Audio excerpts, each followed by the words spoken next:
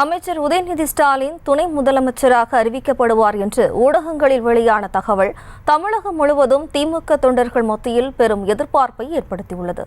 இது தொடர்பான திமுக தொண்டர்களின் கருத்துக்களை இப்போது பார்க்கலாம்.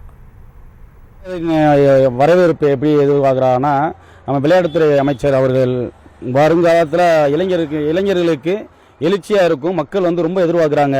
முதல்வர் வரணும், துணை முதல்வர் அறிவிக்கணும் அப்படின்று.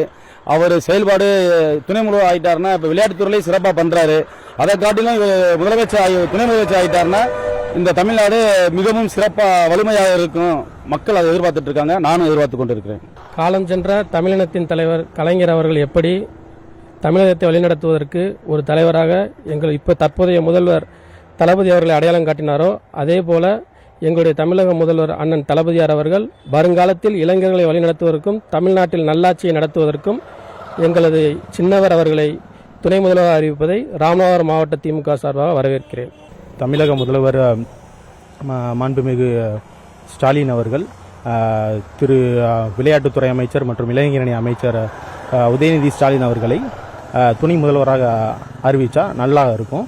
மேலும் அவர் ஆல்ரெடி விளையாட்டுத்துறை மற்றும் இளைஞரணி துறையில் சிறப்பாக செயலாற்றி வருகிறார். இதை தொடர்ந்து அவர் துணை முதல்வராகவும் நல்ல பணியாற்றுவார்னு எதிர்பார்க்கிறோம்.